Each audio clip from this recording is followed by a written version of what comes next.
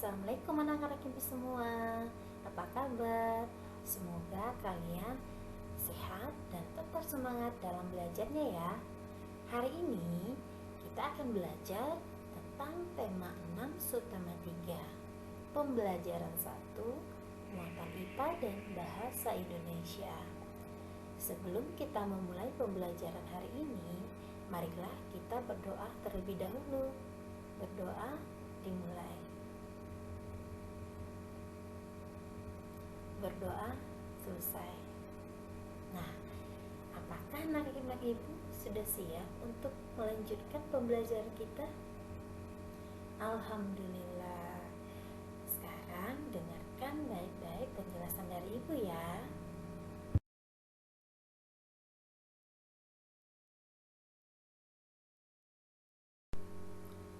Pertama-tama kita akan membahas muatan IPA. Nah, coba kamu perhatikan gambar pada slide ini. Ada seorang anak perempuan yang sedang membantu ibunya memasak. Pernahkah kamu membantu ibu memasak? Wah, bagus sekali.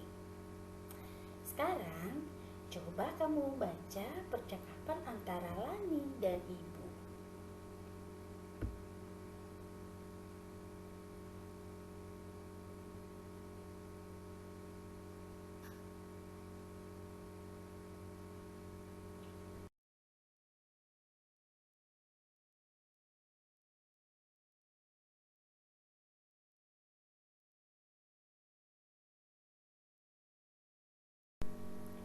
Di sekitarmu terdapat banyak benda dengan berbagai macam bahan. Ada benda yang mempunyai kemampuan menghantarkan panas dengan baik. Itu disebut dengan konduktor.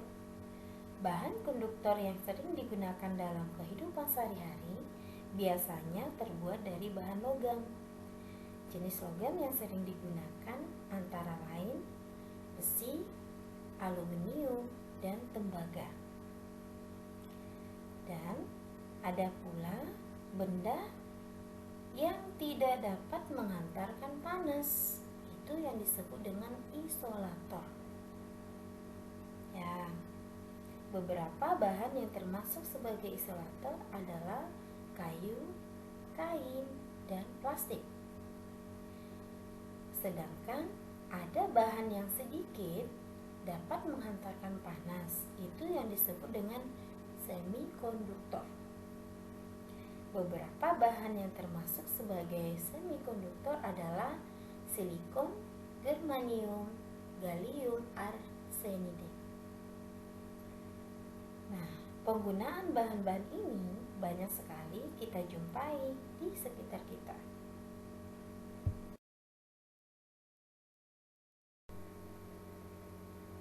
Penggunaan bahan konduktor dan isolator dapat diterapkan secara bersamaan pada sebuah alat. Nah, coba kamu perhatikan gambar pada slide ini.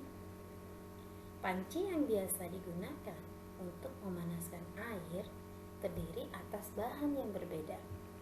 Ada bahan yang berfungsi sebagai konduktor, ada yang berfungsi sebagai isolator.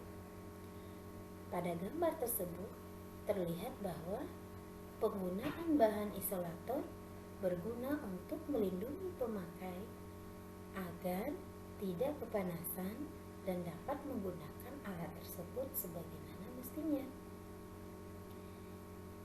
Nah, sampai di sini paham anak-anak?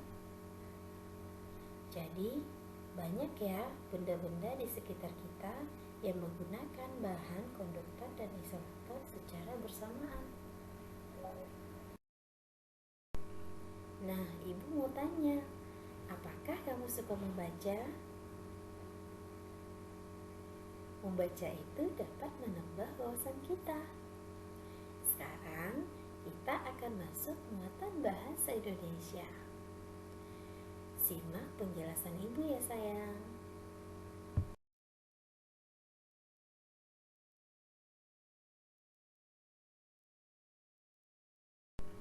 Dengan membaca dapat menambah pengetahuan kita. Dari mana sumber-sumber informasi bacaan?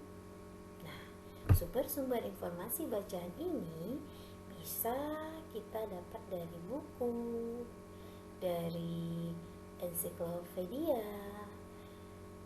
kemudian dari koran, dan bisa juga dari buku elektronik. Ya, buku elektronik ini adalah buku yang tidak tercetak dan ada di internet. Dan bisa juga dari majalah, ya. Jadi ini adalah sumber-sumber informasi bacaan yang dapat menambah pengetahuanmu.